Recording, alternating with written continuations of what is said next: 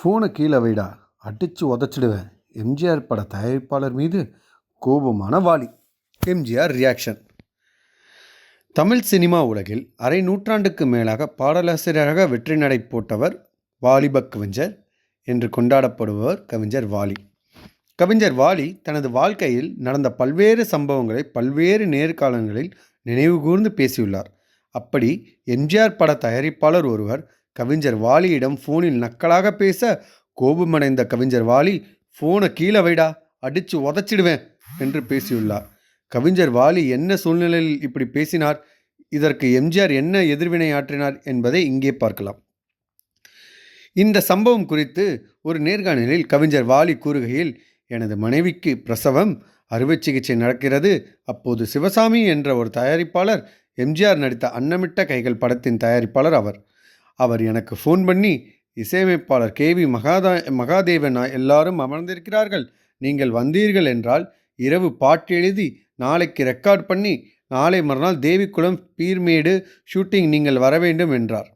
நான் சொன்னேன், என்ன சார், என் மனைவிக்கு ஆப்ரேஷன் நடக்கப் போகிறது, நான் பதற்றத்தில் இருக்கிறேன், இப்போது பாட்டெல்லாம் எழுதுவதற்கு வாய்ப்பே கிடையாது, உங்களுக்கு ரொம்ப அவசரம்னா வேறு ஏற்பாடு செய்து கொள்ளுங்கள் என்று கூறினேன். அப்போது அவர் வாய் தவறி, ஆப்ரேஷன் நீரா பண்ண போறீர் என்று கேட்டுவிட்டார். அது ரொம்ப நக்கலான கேள்வி. எனக்கு கோபம் வந்து விட்டது. ஃபோனை கீழே வைடா, அடித்து உதச்சிடுவேன் அப்படின்னு சொல்லிட்டேன். மறுநாள் எம்ஜிஆர் எனக்கு ஃபோன் பண்ணி, பாட்டை நான் தள்ளி வச்சுக்கிறேன், உங்கள் கோபம் நியாயமானது என்று கூறினார். அப்புறம் ஆஸ்பத்திரிக்கு வந்து குழந்தை கையில் 1 பவுன் காசையும் கொடுத்து, பாட்டுக்கு அவசரம் இல்லை, 2 நாள் கழித்து என்னிடம் பாட்டை எழுதி வாங்கி கொண்டு போனார் என்று கவிஞர் வாலி கூறியுள்ளார். எம்ஜிஆர் கவிஞர் வாலியின் கோபத்தில் உள்ள நியாயத்தை புரிந்து கொண்டு வாலியின் குழந்தைக்கு 1 பவுன் காசை கொடுத்து 2 நாள் கழித்து பாட்டை எழுதி வாங்கி சென்றிருக்கிறார். எம்ஜிஆரின் பல வெற்றி பாடல்களை எழுதியவர் கவிஞர் வாலி. அதற்கு பிறகு பல பாடல்களை எம்ஜிஆர் படத்தில் எழுதியும் உள்ளார். இப்பேற்பட்ட நட்பு, இப்பேற்பட்ட ஒரு குணம்லாம் இப்போ இருக்கிற தமிழ் சினிமாவில் பார்க்குறது ரொம்ப ரொம்ப கஷ்டமான ஒரு விஷயங்க. பட் எம்ஜிஆர், வாலி இவங்களுக்குள்ளே இருக்கிற நட்பும் சமல்ல.